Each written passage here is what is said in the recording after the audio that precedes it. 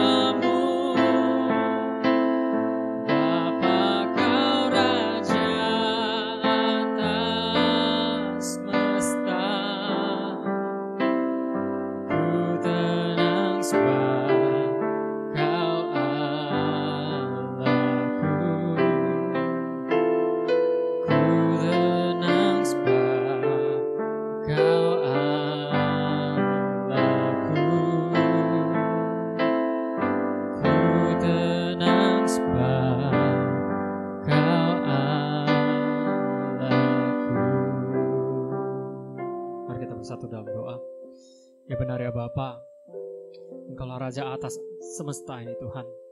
Dan kami bersyukur Tuhan kami memiliki Engkau Tuhan. Biarlah meskipun badai dalam hidup kami, meskipun banyak pergumulan dalam hidup kami Tuhan, namun kami yakin dan percaya Tuhan, kami senantiasa berada di tangan-Mu. Kami senantiasa berada di dekapan-Mu. Dan kami senantiasa hanya Engkau yang menyertai Tuhan. Kami percaya betapa luar biasanya Engkau Tuhan dalam hidup kami. Kami percaya Tuhan betapa luar biasanya kuasa-Mu atas hidup kami. Dan kami percaya Tuhan Engkau senantiasa akan menutup bungkus melingkupi kami. Kami bersyukur Tuhan memiliki Allah seperti Engkau. Kami bersyukur Tuhan. Meskipun pada saat ini kami masih boleh di tengah-tengah pandemi, namun kami percaya Tuhan penyertaan-Mu juga tidak akan berhenti Tuhan. Kami percaya kuasa-Mu yang akan menyertai. Dan kami percaya Tuhan pandemi ini juga boleh segera berlalu. Dan semuanya boleh kembali seperti sedia kala Tuhan. Tuhan yang tolong kami. Tuhan yang tolong negara kami. Tuhan yang tolong dunia ini Tuhan. Sebab kami sungguh butuh Engkau Tuhan. Pimpin kami, tuntun kami senantiasa. Biarlah setiap yang sakit penyakit Tuhan yang jamah, Tuhan yang pulihkan. Kami serahkan setiap kami pribadi ke dalam tangan-Mu. Dan kami juga saat ini menyerahkan ibadah kami ke dalam tangan-Mu. Tuhan yang sertai dari awal pertengahan hingga akhir. Hanya ke dalam tangan-Mu saja kami menyerahkan semuanya ini. Hanya di dalam nama Tuhan Yesus kami sudah berdoa dan mengucap syukur. Amin. Ya, sekali lagi shalom semuanya. Ya, mari kita dengan sepenuh hati, kita penuh semangat, mari kita angkat pujian ini. Jangan lelah.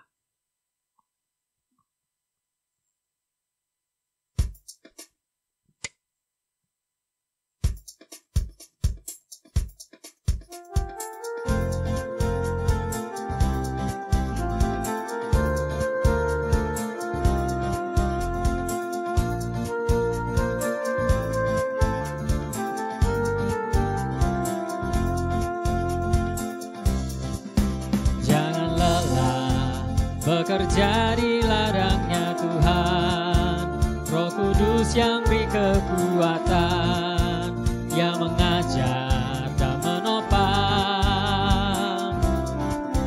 Tiada lelah bekerja bersamamu Tuhan, yang selalu mencukupkan. Atas segalanya ratakan tanah bergelombang. Ratakan tanah bergelombang, timbunlah tanah yang berlubang, menjadi siap dibangun di atas dasar iman. Ratakan tanah bergelombang, timbunlah tanah yang berlubang, menjadi siap dibangun di atas dasar iman. Jangan lelah, jangan lelah bekerja bersamanya Tuhan, Roh Kudus yang beri kekuatan, yang mengajar dan menopang. Tiada lelah bekerja bersamamu Tuhan, yang selalu mencukupkan atas segalanya. Ratakan tanah bergelombang, timbunlah tanah yang berlubang, menjadi siap dibangun di atas dasar iman.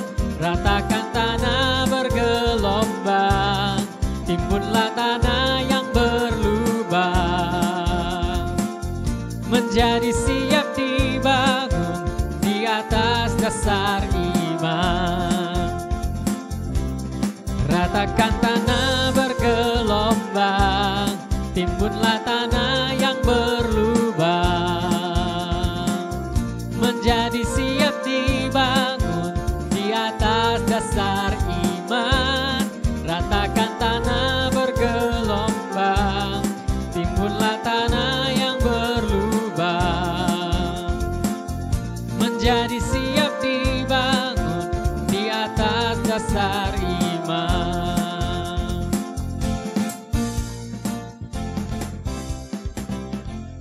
Mari kita sama-sama kita mengakui pengakuan iman rasuli. Pengakuan iman rasuli.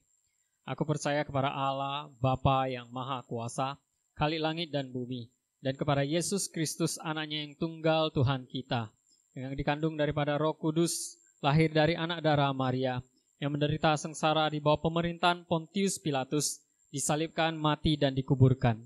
Pada hari yang ketiga, bangkit pula dari antara orang mati, naik ke surga, duduk di sebelah kanan Allah, Bapa yang Maha Kuasa. Dan dari sana ia akan datang untuk menghakimi orang yang hidup dan yang mati.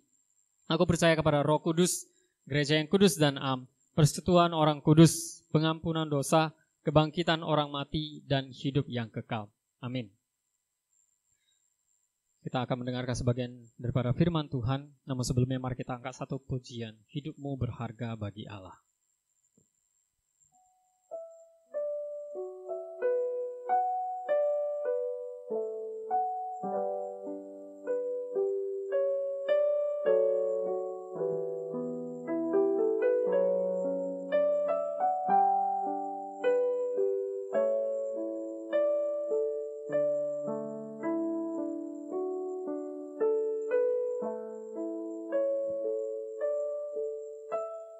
Hidupmu berharga bagi Allah,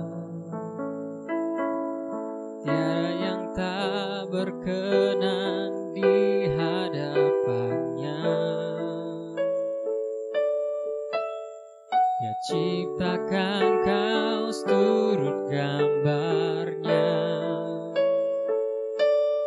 sungguh terlalu indah kau bagi Dia. Dia berikan kasih-Nya bagi kita. Dia telah relakan segala-galanya.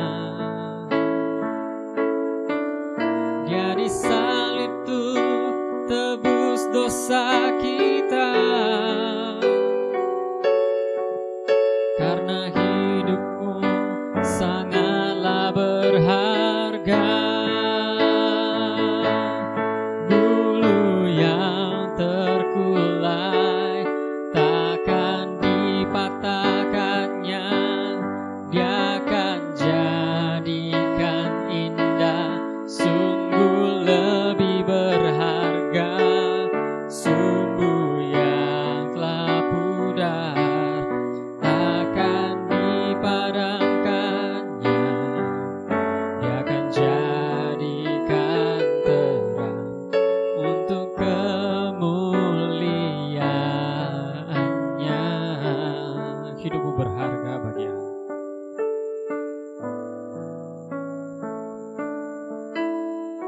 Hidupmu berharga bagi Allah, tiada yang tak berkenan di hadapannya. Dia ciptakan kau seturut gambarnya,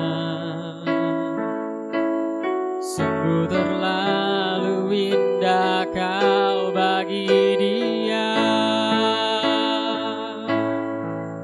Dia berikan kasih-Nya bagi kita. Dia telah relakan segala-galanya. Dia disalib tuh tebus dosa kita. Karena hidupmu sangatlah berharga. Bulu yang terkulai takkan dipatahkannya. Dia akan jadikan indah, sungguh lebih berharga. Sumbu yang telah pudar takkan dipatahkannya. Dia akan jadikan terang untuk kemuliaan-Nya. Bulu yang terkulai, bulu yang terkulai takkan dipatahkannya. Dia akan jadikan indah, sungguh lebih berharga. Sumbu yang telah pudar takkan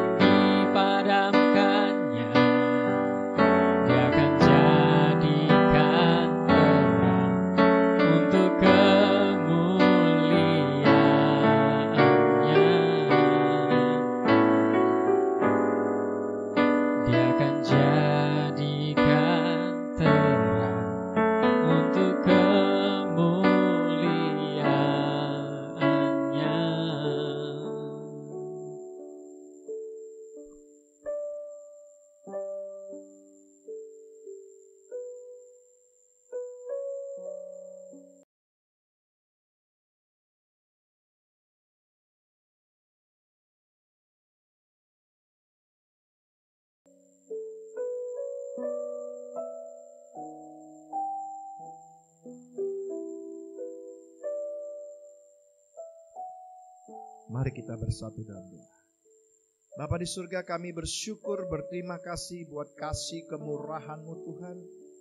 Kami boleh hidup hari ini, kami boleh bernafas, kami boleh menghirup udara yang Tuhan berikan. Kami boleh memasuki hari yang baru. Kami percaya Tuhan bahwa selalu baru kasih setia-Mu setiap pagi untuk kami. Biarlah melalui perenungan firman Tuhan hari ini, kami diberikan hati yang baru, semangat yang baru, kasih yang baru, sehingga kami dapat bertumbuh dan kami dapat hidup seperti apa yang Tuhan mau. Berkatilah alat-alat ini Tuhan, berkati setiap yang melayani, berkati setiap kami yang mendengar, baik yang hadir secara langsung maupun yang ada di rumah. Tuhan berkati kami, sehingga kami dapat memiliki hati yang baru. Biarlah Engkau sendiri yang membangkitkan kami dari hati yang lama menjadi hati yang baru. Jiwa yang letih lesu menjadi bergairah, bersemangat di dalam kasih-Mu. Dalam nama Tuhan Yesus kami berdoa. Amin. Shalom Bapak Ibu yang dikasihi Tuhan. Mari kita buka satu firman Tuhan dari Filipi pasal 1 ayat 3 sampai 11. Hari ini adalah hati yang baru. Next.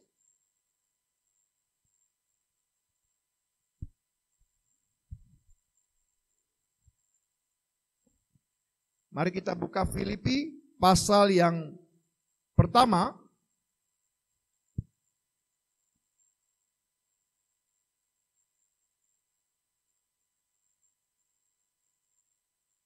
Ayat yang ketiga sampai dengan ayat yang ke-11.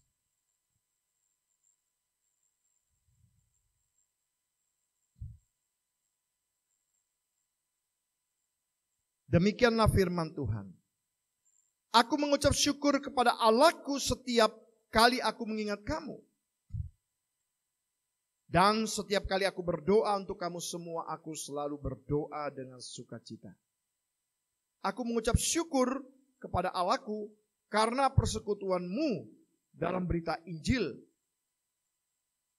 Mulai dari hari pertama sampai sekarang ini.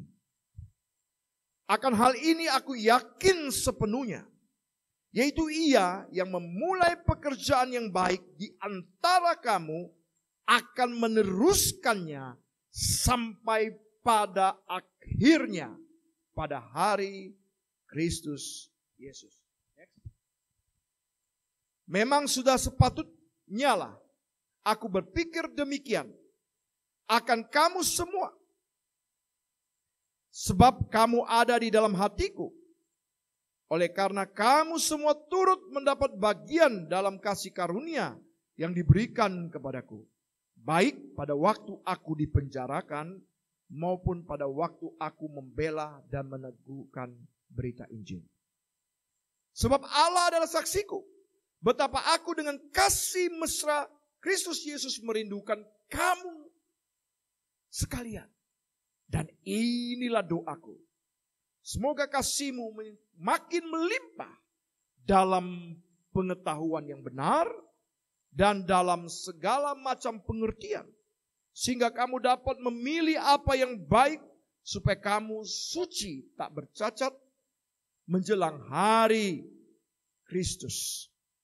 Yang penuh dengan buah kebenaran yang dikerjakan oleh Yesus Kristus untuk memuliakan dan memuji Allah. Next. Saudara, pada bulan November 1982, ada seorang misionaris yang bernama Kerry Dion. Dia pergi ke Filipina, dia memberitakan Injil ke suatu suku yang terpencil di sana yang bernama suku Tiboli yang tinggal di Danau Cebu. Next. Di hadapan suku itu dihadapkanlah seorang pria yang parubaya, sudah buta sejak lahir, dan ada 50 orang dari suku itu yang menantikan apakah Tuhan dapat menyembuhkan orang ini. Lalu misionaris ini mendoakan. Pada kali yang pertama dia doakan, Dia tanya kepada si orang buta ini, apa yang kamu lihat? Saya lihat seberkas cahaya. Lalu didoakan kali yang kedua. Lalu tanya, bagaimana penglihatanmu sekarang?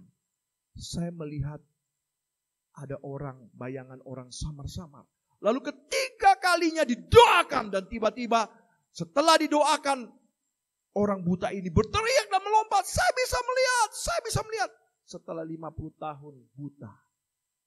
Dan sejak saat itu saudara, berkumpul orang-orang yang dari suku Tiboli ini untuk apa? Untuk bersekutu di dalam Kristus. Mereka bertobat, mereka dibaptis dan mulai sejak saat itu jemaat mulai bertumbuh dan terus bertumbuh. Saudara yang dikasih Tuhan, gereja Filipi juga seperti gereja Tiboli pada saat itu. Ada karena apa? Karena kuasa Tuhan yang luar biasa. Saudara, bukan mudah. Pada tahun 52 Masehi, keadaan frustasi total terjadi pada Paulus. Dia mau pergi ke Asia tapi dihalangi Tuhan. Dia mau ke Bitinia, tidak diizinkan Roh Kudus. Sehingga seperti pintu itu tampak tertutup. Dan ketika pintu itu tampak tertutup, terlihatlah sebuah visi. Ada seorang laki-laki dari Makedonia berkata, datang ke Makedonia, tolonglah kami. Next. Pada saat itu saudara yang dikasih Tuhan, pada waktu itu hari Sabtu, Paulus bertemu dengan sekumpulan orang yang berdoa. Ada sekumpulan wanita yang berdoa. Dan di tepi sungai itu lalu Paulus bertanya kepada orang itu. Dan siapa kamu? Ya Lydia. Mengalami Tuhan. Dan setelah itu Paulus mengabarkan kabar baik tentang Kristus. Dan setelah itu Paulus didesak oleh Lydia ini. Ayo tinggal di rumah saya. Setelah tinggal, next. Paulus bersama Silas Filipi itu. Dan di tengah-tengah situasi yang seperti itu saudara, ada wanita yang kerasukan roh jahat. Yang biasa dipakai oleh tuannya, karena wanita ini budak, untuk meramal. Tapi pada saat Paulus berjalan bersama Silas, wanita ini selalu bilang, inilah orang yang diurapi Tuhan, hamba Allah yang maha tinggi. Selalu seperti itu. Sehingga apa yang terjadi? Paulus enggak tahan. Next. Dia katakan apa? Dalam nama Yesus, hai roh jahat yang ada pada perempuan ini, keluar, keluar. Pada waktu roh jahat itu keluar, apa yang terjadi? Singkat cerita saudara, tentu pemilik daripada hamba ini merasa nggak ada lagi penghasilan. Orang nggak bisa lagi meramal, nggak dapat uang. Masalah ini ke penguasa kota, dihakimilah Paulus dan Silas. Didera, disiksa. Sehingga mereka masuk dalam penjara. Next. Ya saudara yang dikasih Tuhan, pada waktu itu apa yang terjadi? Di penjara Paulus dan Silas tetap memuji Tuhan. Luar biasa, sekalipun mereka dicambuk, mereka disiksa. Kenapa? Karena mereka sudah melihat betapa kuasa Tuhan yang mengubah hati Lydia. Dan juga betapa luar biasanya Tuhan mengusir roh jahat dari perempuan yang bertenung itu. Dan saudara, karena Paulus dan Silas tidak memfokuskan diri kepada kesulitan, tantangan, penderitaan, maka ketika mereka memuji Tuhan, gempa bumi, dan akhirnya penjara itu hancur saudara. Next, ketika pada saat itu saudara, apa yang terjadi? Kepala penjara merasa ini tanggung jawabnya begitu berat karena dia berpikir, wah waktu gempa bumi pasti tawanan lari. Kalau tawanan lari, sudah celakalah saya. Dia sudah putus asa. Lebih baik saya mati aja. Kenapa? Karena semua tawanan bakal lari dan sama aja saya hidup pun nanti toh saya akan dipermalukan. Saya juga akan menghadapi kesulitan. Toh juga saya akan mati. Lebih baik saya mati duluan gitu ya pikirannya. Dia mau ambil pedang, dia mau hunus untuk membunuh diri. Pada waktu dia lakukan itu, Paulus katakan, hentikan. seluruh tawanan masih ada di sini, jangan bunuh dirimu. Lalu setelah dalam keadaan frustasi dia katakan, hei kamu, apa yang harus aku lakukan supaya aku bisa selamat? Paulus dia katakan satu kalimat, percayalah kepada Kristus Tuhan Yesus, maka kau dan seisi keluargamu akan mengalami keselamatan. Sejak saat itu saudara, kepala penjara itu terima Kristus, seisi keluarganya diselamatkan. Dan inilah peristiwa yang luar biasa. Next, peristiwa yang benar-benar supranatural saudara. Karena apa? Paulus bisa melihat kuasa Tuhan yang luar biasa, yang mengagumkan saudara. Yang terjadi di balik manusia, di balik dirinya, yang terbatas itu. Yang adalah pelayan dari firman-Nya. Next. Saudara, kuasa Tuhan mulai bekerja di Filipi. Kuasa Tuhan mulai bekerja di Filipi. Sehingga di Filipi itu ada gereja yang muncul. Satu gereja yang dikenal itulah namanya Jemaat Filipi. Karena Paulus meyakini bahwa Allah akan menyelesaikan apa yang telah dimulainya. Saudara yang dikasih Tuhan, next. Ayat 3-6 dikatakan begini, aku mengucap syukur kepada Allahku setiap kali aku mengingat kamu. Dan setiap kali aku berdoa untuk kamu, semua aku selalu berdoa dengan sukacita. Aku mengucap syukur kepada Allahku karena persekutuanmu di dalam berita Injil. Mulai dari hari pertama sampai sekarang ini. Karena itu, akan hal itu aku yakin sepenuhnya, yaitu Ia yang memulai pekerjaan yang baik di antara kamu akan meneruskannya sampai pada akhir hari Kristus Yesus. Inilah keyakinan kita saudara. Bahwa setiap kita yang adalah orang Kristen, kalau kita merespon panggilan Tuhan itu, maka apa yang Allah mulai itu, Allah akan akhiri dengan baik dalam hidup kita. Janji Tuhan ini bahwa Dia yang memulai, Dia akan mengakhiri dengan baik. Saudara yang dikasih Tuhan. Next. Kita perlu memegang janji ini saudara. Di tengah keadaan saat ini saudara, tentu keadaan ini bukan hanya di Kana saja ngalami. Gereja-gereja lain juga begitu. Saya pernah bertanya dengan hamba-hamba Tuhan yang lain, bagaimana keadaan? Waduh, jemaat dulunya 1000 Pak, sekarang tinggal 100. Itu pun tidak tahu apakah yang 900 itu nonton YouTube atau tidak. Saudara, sekarang ini mulai jemaat mulai terbiasa. Padahal ngapain ke gereja lagi? Bagus ibadah. Ibadah tinggal apa? Nonton pakai YouTube, cari khotbah. Khotbah separuh bagus, nggak bagus matikan. Ganti gereja lain. Saudara, ini tantangan. Lalu apakah kita frustasi dengan keadaan ini? Kita mau merintis pelayanan pos. Minggu ceria. Saudara, baru mulai pertama. Wah ya, grand opening. Ya Bu, saya cuy ya, semangat kali kita ya, 45 ya. Datang pandemi. Wah, sampai hari ini gak mulai. Lalu kita mulai juga saudara. Alfakos, wah pertama ya Bu Sumi ya. Wah luar biasa. Selanjutnya tutup sampai hari ini. Nasi bungkus dibagi ke rumah masing-masing. Karena apa? Karena pandemi gak boleh berkumpul. Lalu pertanyaannya, apakah dalam keadaan mulai? Lalu pelayanan ini bagaimana? Apakah tidak bisa lagi dilakukan? Tapi saudara, waktu saya baca surat ini, saya dikuatkan janji Tuhan. Kita harus punya hati yang baru. Hati yang baru artinya hati yang percaya pada kuasa Allah. Artinya apa? Kalau Allah yang memulai dengan baik, Dia akan mengakhiri dengan baik. Amin, saudara yang dikasih Tuhan. Karena itu saudara yang dikasih Tuhan, ini juga yang harus kita sadari. Seorang dalam Kristus bisa saja kehilangan uang, pekerjaan, kemerdekaan, bahkan hidupnya sendiri. Tetapi dia tidak pernah akan kehilangan hidup yang kekal. Karena Yesus bilang apa? Tidak ada seorang pun yang dapat merebut mereka dari tanganku. Saudara, saya teringat ada seorang yang bernama SY. Dulu waktu saya di pelayanan di salah satu gereja, saya masuk praktek. Dia terkenal mahasiswa tadi. Karena dia tamat sekolah ekonomi 8 tahun, saudara.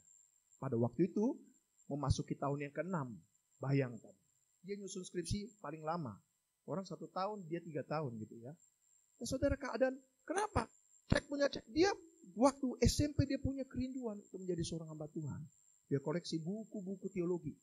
Sampai mungkin karena dia rajin baca, dia terpengaruhlah dengan teologi liberal. Sehingga muat hatinya menjadi apa? Penuh tanda tanya. Saudara, hati-hati baca buku teologi. Jangan sembarangan baca firman. Orang yang belajar teologi kalau tidak takut akan Tuhan bukan teologi, tolologi. Saudara, apa yang terjadi, saudara? Akhirnya, saudara, dia masuk sekolah ekonomi tapi 8 tahun, saudara. Singkat cerita, waktu saya mau pulang, dia jual tuh buku-buku teologi. Ayo Boksu, ambil aja.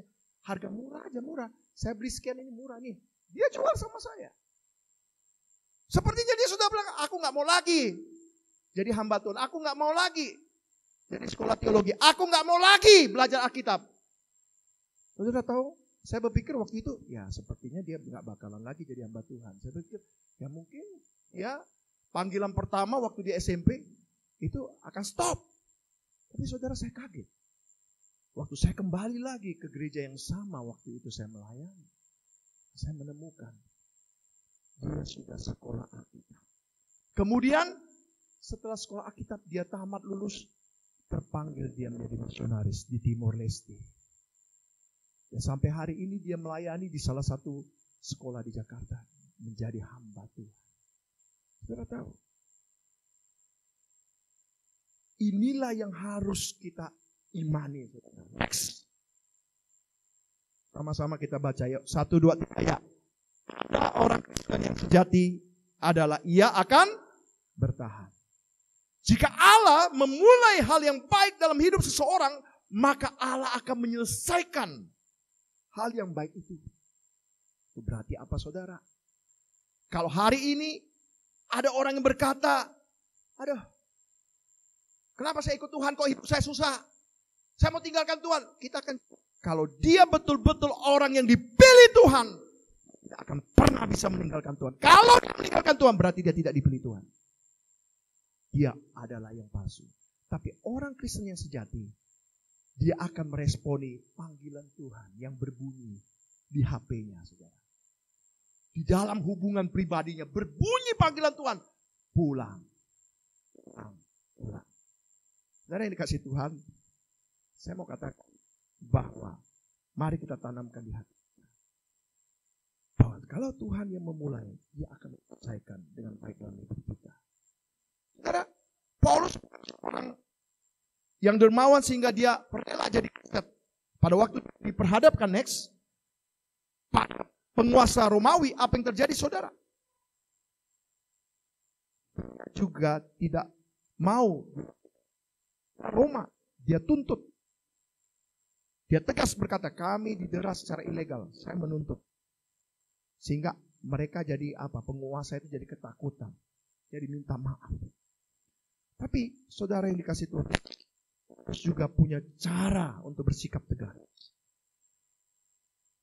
Ya, untuk bersikap lembut. Next. Ketika Paulus berkata, kamu ada di dalam hatiku, saya baca ayat 7. Memang saudara sepatutnya aku berpikir demikian akan kamu semua. Sebab kamu ada di dalam hatiku, oleh karena kamu semua turut mendapat bagian dalam kasih karunia yang diberikan kepadaku pada waktu aku dipenjarakan maupun pada waktu aku membela dan meneguhkan berita Injil. Saudara, kamu ada di dalam hatiku. Paulus sudah mengekspresikan kasih yang ada di dalam hati orang-orang Filipi. Paulus juga berbicara tentang persekutuan mereka dalam berita Injil. Sejak hari pertama sampai dengan berita Injil diberitakan. Dan dia berbicara tentang kasih karunia Allah. Next. Saudara, ayat 8. Sebab Allah dan adalah saksiku betapa aku dengan kasih mesra Kristus Yesus merindukan kamu. Kata kasih mesra ini, saudara, itu adalah punya arti kasih sayang yang lahir dari hati yang bagian yang paling dalam. Terjemahan lain dalam bahasa Inggris Dikatakan begini kalau diterjemahkan dalam bahasa Indonesia. Betapa besar kerinduanku pada kamu semua. Di dalam isi perut Yesus Kristus. Kalau mau diterjemahkan seperti itu. Artinya apa saudara? Kasih mesra punya arti yang sama. Kata jantung hati yang berarti belas kasihan. Dengan kata lain dia mau katakan bahwa jantungnya berdetak seperti hatinya Yesus berdetak. Next. Karena kasih itu saudara, sehingga dia dapat mengasihi kepala penjara yang sudah menganiaya dia, menyiksa dia. Kasih mesra itu digunakan untuk Yesus dan itu juga digunakan kepada jemaat. Saudara. Sehingga kalau kita lihat Paulus punya Kristus, kasih Yesus. Dan inilah yang memotivasi dia melayani, mulai dengan kasih, saudara. Saudara, kita tidak bisa melayani tanpa kasih. Tapi ketika kita mengasihi, orang yang jahat pun akan berubah menjadi baik ketika kasih itu ada dalam hidup kita. Next. Paul Negrut ini seorang pendeta Rumania. Ya, pernah disiksa pada zaman rezim yang berkuasa pada saat itu. Dia pernah dianiaya selama 6 bulan dan 6 bulan berikutnya dia disiksa, diinterogasi. Bahkan keluarganya pernah mau dibunuh. Jadi di rumah keluarganya itu di saluran air dimasukkan listrik, saudara. Apa yang terjadi? Sengaja mau dibunuh. Sehingga pada saat rezim itu runtuh, saudara, dia mendengar bahwa orang yang menyiksa dia, orang yang mau mencelakai dia, orang yang mencelakai keluarganya, itu sekarang sudah terbaring di rumah sakit. Dan pada saat itu saudara, mama dari orang ini memohon supaya Paul ini mendoakan. Saudara, apa yang terjadi? Kalau Paul ini tidak punya kasih, tentu dia tidak akan datang. Tentu dia akan berkata, aku gak mau doakan dia. Dia sudah begitu jahat, menyiksa aku, bahkan mau bunuh keluargaku. Biar dia mati, mampus kalian kau. Kalau dia punya hati benci. Tapi tidak, saudara. Karena dia punya hati kasih Yesus. Dia datangi orang yang menganiaya itu. Dia tumpang tangan dan dia doakan. Mujizat terjadi. Sembuh. Dan sejak saat itu, orang yang menganiaya ini menjadi rekan berdoa untuk pelayanannya. Next. Saudara yang dikasih Tuhan, tanpa kasih, maka apapun yang kita lakukan gak berguna. Tanpa kasih, pelayanan kita akan jadi bencana, saudara. Tapi kalau kita ada kasih, saudara, maka kita mampu untuk tidak menyimpan kesalahan orang lain. Kesalahan satu sama lain. Tapi kalau kita tak punya kasih, kita akan salah paham atas setiap tindakan orang itu. Dan berakhir dengan apa? Kekacauan, ketidaksepahaman, dan pertikaian. Saudara, kita perlu berdoa, minta belas kasihan Tuhan memenuhi hati kita. Saudara yang dikasih Tuhan. Itu sebabnya kenapa moto gereja kita selalu bilang apa? Ini sebagai alat. Segala kemuliaan hanya bagi Tuhan. Kita hidup untuk kemuliaan Tuhan. Saudara yang dikasih Tuhan, apa yang harus kita lakukan? Mengasihi Tuhan, mengasihi sama, melayani Tuhan dan sama, itu caranya. Untuk apa? Menjangkau jiwa-jiwa bagi Kristus Bapa keluarga. Kita harus punya kasih. Tanpa kasih, kita akan frustasi dalam melayani. Dan saudara, mungkin setelah 11 atau 12 tahun berlalu, sejak kunjungan Paulus itu, sampai di mana surat ini ditulis, gereja itu di Filipi berkembang dengan baik. Mulai dari segi jumlah dan segi kedewasaan. Next. Sehingga saudara,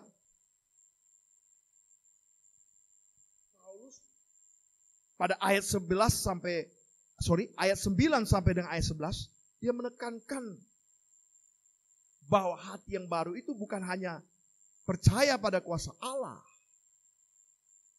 Hati yang baru itu bukan hanya memiliki belas kasihan Kristus, tapi juga hati yang memperhatikan prinsip-prinsip pertumbuhan. Ini tertulis di dalam ayat 9 sampai 11. Tersirat di dalam ayat 9 sampai 11. Dan inilah doaku, semoga kasihmu makin melimpah dalam pengetahuan yang benar dan dalam segala macam pengertian, sehingga kamu dapat memilih apa yang baik, supaya kamu suci dan tak bercacat menjelang hari Kristus Yesus, penuh dengan buah kebenaran yang dikerjakan oleh Yesus Kristus untuk memuliakan dan memuji Allah. Saudara, ini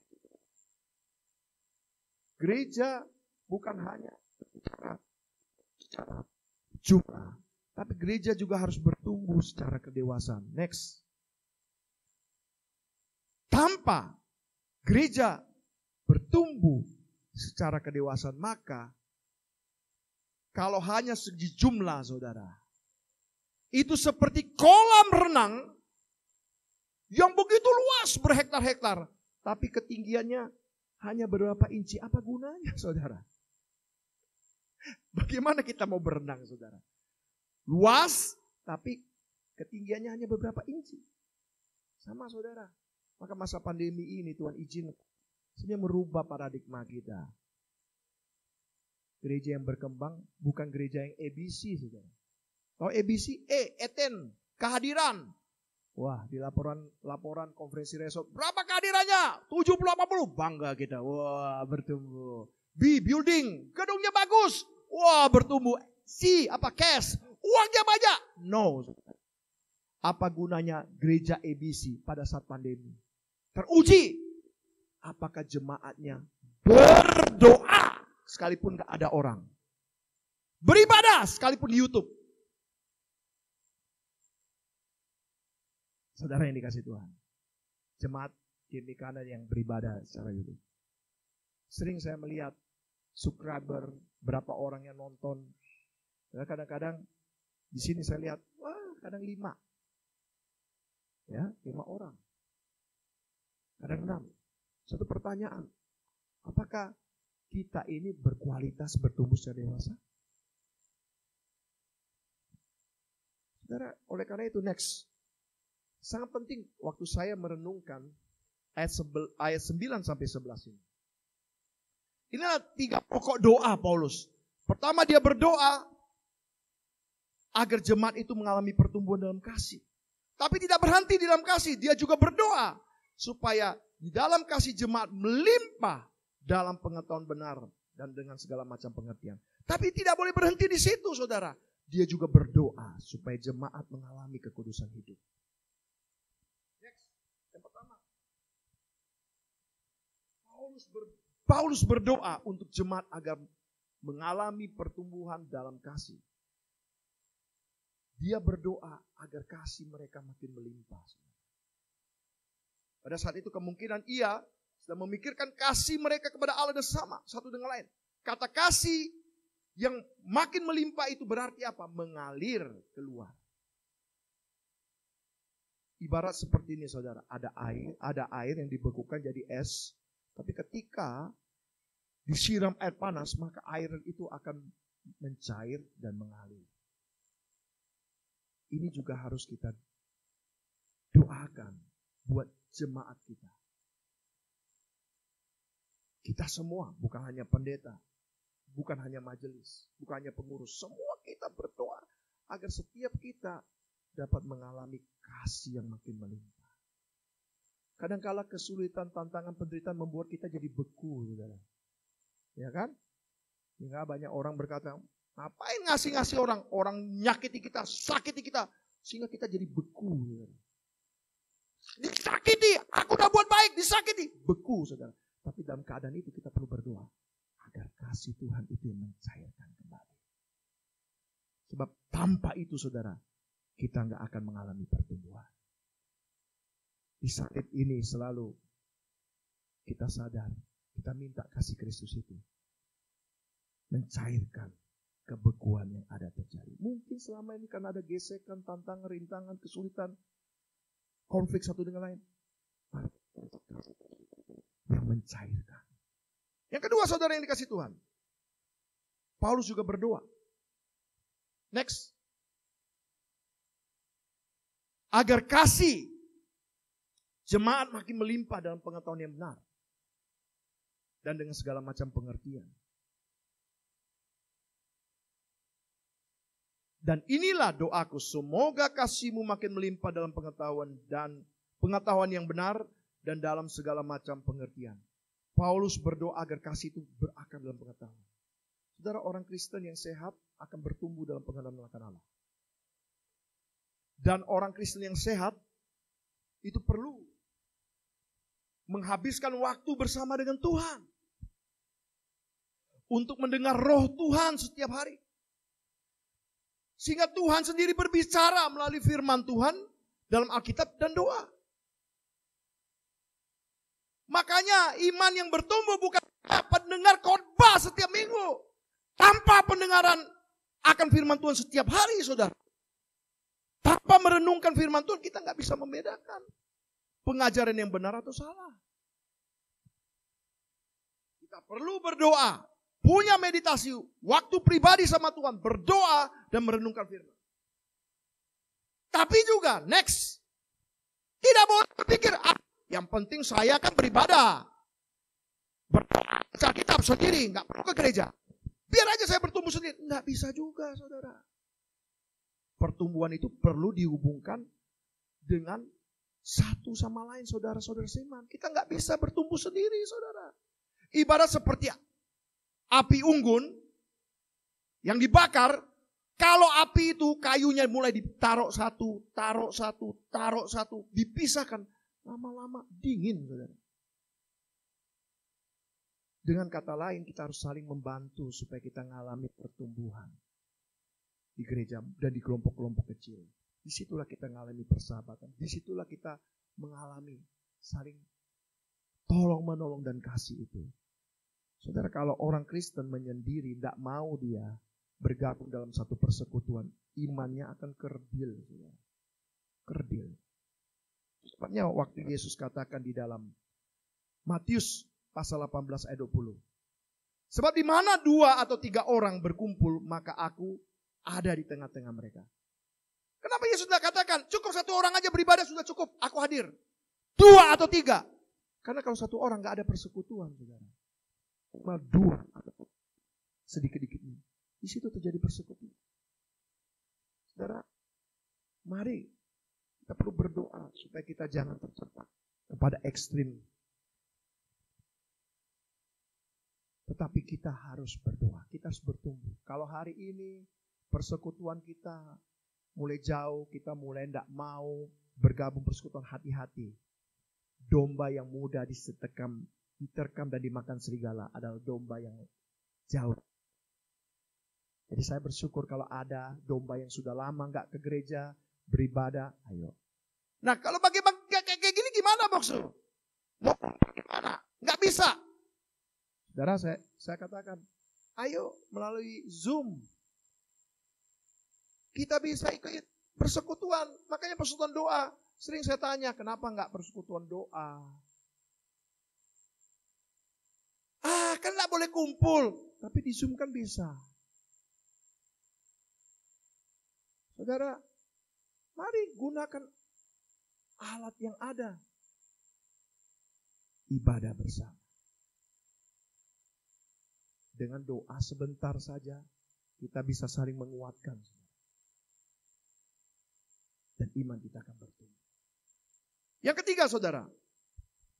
Paulus berdoa agar jemaat mengalami kekudusan hidup. Ayat 10-11. Sehingga kamu dapat memilih apa yang baik, supaya kamu suci dan tak bercacat menjelang hari Kristus, penuh dengan buah kebenaran yang dikerjakan oleh Yesus Kristus untuk memuliakan dan memuji Allah. Saudara, kita lihat Paulus juga berdoa supaya jemaat bertumbuh dalam kekudusan hidup. Kata suci itu artinya murni, tidak bercampur. Dan kata tidak bercacat artinya apa? Tanpa perbuatan jahat. menunjuk kepada cara hidup yang kelihatan. Itu berarti apa? Dalam hidup kita harus tanya, apa motivasi kita? Setiap kita melayani, setiap kita hadir dalam ibadah ini, setiap kita hadir dalam pelayanan kita, motivasi kita harus murni dan tidak bercampur. Dan inilah yang didoakan Paulus, supaya mereka kudus dari dalam dan luar. Kekudusan itu hanya bisa muncul kalau kita punya hubungan yang pribadi dengan Tuhan. Maka saudara, saya jujur. Saya mau katakan, kehidupan kita itu adalah surat Kristus yang dibaca. Setiap orang yang mengaku dia murid Yesus, maka surat Yesus itu akan dibaca. Saya tertarik melihat kehidupan almarhum Mother Teresa. Seorang wartawan yang bernama Malcolm, dia pernah berkata, keindahan kekudusan yang diwujudkan dalam kehidupan Mother Teresa yang dibaktikan dalam mengasihi Allah dan ciptaannya, itu nyata sehingga orang-orang yang gak percaya pun dapat merasakan kasih Allah. Satu ketika saudara, ada seorang ekstremis dari agama Hindu di India yang berusaha bunuh Mother Teresa. Tapi gak berhasil. Akhirnya justru dia sakit, masuk di klinik di mana Mother Teresa melayani di situ. Dengan tatapan yang tajam dia katakan seperti ini. Mother Teresa, Bunda Teresa, kenapa kamu mau merawat saya? Kamu tahu kan, saya mau bunuh kamu. Kenapa saya mau bunuh kamu? Karena gara-gara kamu, orang yang sakit lepra kau layani, orang yang kusta kau layani, mereka jadi percaya saya sama Yesus, tinggalkan Hindu. Aku mau bunuh kamu. Tapi aku tanya, kenapa kau sekarang mau merawat aku? Dia tanya dengan begitu. Tahu saudara, jawaban yang begitu sederhana. Karena Tuhan Yesus sudah mengasihi dan mengampuni saya. Karena itu Tuhan Yesus menyuruh saya mengasihi dan mengampuni kamu. Waduh, jawaban yang sederhana itu saudara membuat pemimpin ekstrim ini menangis dan akhirnya dia sendiri pun bertobat dan menjadi murid Yesus. Saudara, saya mau tanya, bagaimana hidup kita saudara? Oh, kita dikenal, kita sering beribadah. Kita dikenal, kita sering baca firman. Kita dikenal, kita sering berdoa. Tapi bagaimana hidup kita? Apakah hidup kita sudah menjadi surat yang bisa dibaca orang? Kekudusan itu tidak berbicara hanya hubungan di atas, tapi hubungan satu dengan lain. Sehingga saudara yang dikasih. Kalau kita melihat surat Filipi ini, maka kita melihat inilah isi hati Paulus. Kita melihat iman dan keyakinan dalam kuasa Tuhan. Kita melihat kasihnya dan belas kasihannya kepada umat Tuhan. Kita melihat juga pengharapannya yang mencerminkan dalam kerinduan agar jemaat itu bertumbuh. Next. Dan kita juga melihat bahwa dia juga menantikan hari Kristus. Dan hatinya merupakan cerminan dari hati Yesus. Saudara, Paulus memiliki keyakinan seperti Yesus akan kuasa Allah. Dan juga dia rindu supaya orang-orang memandang Kristus. Maka dia mengasihi dengan kasih Kristus. Harus kita miliki. Sehingga kita juga akhirnya menghasilkan buah kebenaran. Ayat 11. Buah kebenaran yang dikerjakan Yesus untuk memuliakan dan memuji Tuhan. Dan semua yang dilakukan hanya bagi kemuliaan Tuhan. Mari saudara yang dikasih Tuhan, kita doakan prinsip-prinsip ini. Dan kita wujudkan. Ayat ini bukan hanya berbicara untuk pendeta saja. Ayat ini bukan bicara untuk pengurus saja. Ayat ini bukan bicara untuk majelis saja. Ayat ini berbicara untuk setiap kita. Mari kita berdoa. Terima kasih Tuhan, kami sudah mendengar firman-Mu. Dan biarlah Tuhan sendiri yang tolong kami agar kami dapat memiliki hati yang baru. Tolong kami Tuhan, agar kami tetap percaya pada kuasa-Mu. Engkau Allah yang mengasihi kami. Dan kami percaya bahwa kalau Engkau yang memulai, maka Engkau akan mengakhiri dengan baik dalam kehidupan kami. Berikan hati yang berbelas kasihan Tuhan pada kami semua. Dan hati yang memperhatikan prinsip-prinsip pertumbuhan. Sehingga kami rindu Tuhan, kasih kami pada Tuhan dan sama makin melimpah dalam pengetahuan akan kebenaran dan dalam kekudusan. Sehingga Tuhan, sekalipun di masa-masa sulit seperti ini, kami tetap percaya Tuhan akan menyertai dan menolong dan akan memampukan kami. Terima kasih Bapa, ini doa kami. Dalam nama Tuhan Yesus kami berdoa. Amin. Kita sudah mendengarkan sebagian dari firman Tuhan. Mari kita akan satu lagu pujian, Kami Perlu Kau Tuhan.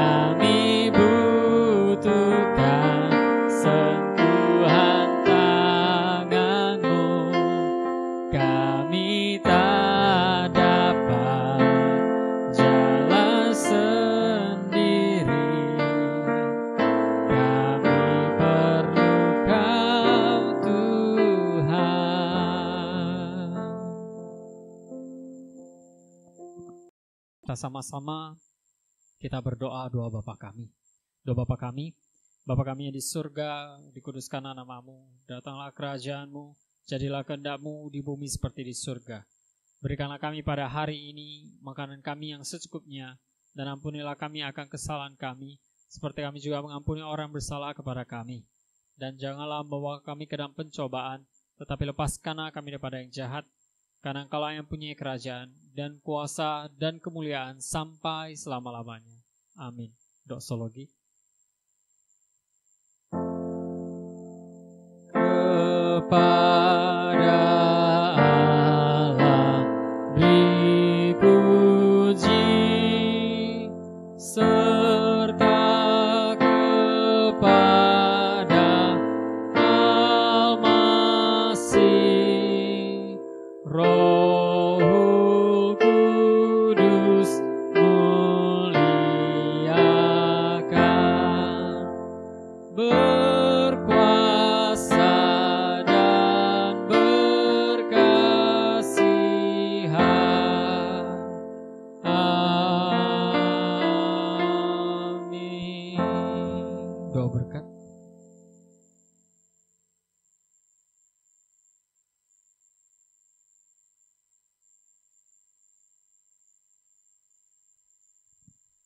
Arahkan hati kita, bukalah kedua tangan kita, dan terimalah berkat dari Tuhan. Kiranya kasih Allah Bapa, anugerah dari Tuhan Yesus Kristus, penghiburan dari Roh Kudus senantiasa menyertai kita, mulai dari hari ini, besok, bahkan sampai selama-lamanya. Amin.